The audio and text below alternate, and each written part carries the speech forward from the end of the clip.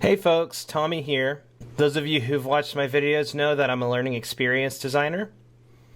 I posted earlier this week asking folks if they'd like me to show how I storyboard and prototype learning experiences, specifically e-learning experiences in Adobe XD or other authoring tools. So I'm going to give you a quick overview of the process I follow, and hopefully that inspires you in your own practice. So the first thing I do is I whiteboard out my new UI. So I have a big whiteboard in my office, and I will just draw out my vision for the UI on the screen, including like navigation buttons and things like that. So I went ahead and did that. I take a picture of each screen as I go. And just try to capture some of the different interactions I would have in this course. Lesson UI. We can adapt it to do whatever we need it to do, right? But just enough to give users a sense of the different types of interaction.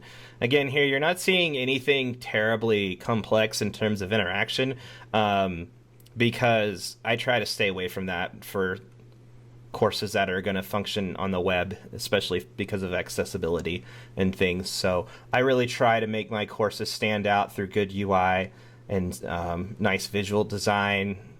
You know, getting the basics right over putting in a lot of complex, fancy interactions. Like, the most you'll see me do is a drag and drop, usually. Unless it's something very detailed, and then typically I'd bring in web developers or folks who are a little bit more savvy than myself to build those outside of an authoring tool in a more appropriate platform. So anyways, first step, whiteboarding. Draw out my UI elements. Really, I try to, it's low fidelity, but I try to at least give a sense of that, you know, hey, this is going to be like a minimal design scheme. It's going to have flat UI elements. It's going to be super clean, because I want to execute my organization's brand standards as well. One way I look at learning experience design differently than instructional design is that I see this as a product that I'm developing, not necessarily as just a standalone learning experience, right? So I'm thinking about branding, and I'm thinking about creating something that looks like any other product that my organization puts out there. So anyways, we whiteboard it. I bring those slides into Adobe Experience Design, and you could just take pictures with a camera like I did, or if you're, I've got an iPad now, so next time I'll just do this in like Procreate, then we'll be super fancy. But from here, what we do is we want to wire these up to actually work like an e-learning course. So when I go over to this prototype and I actually click on these things, I can see the interactions. And so I can actually turn this into a working prototype and test the UX and get feedback on it. So let's do that now. So you see through Adobe XD, I made all these different slides clickable. And now our storyboard literally comes to life, which I think is super cool. And you might be thinking, but Tommy, why, when I can just build it in Adobe Captivate? Well, I'll tell you. I can have this out in a matter of an hour or two.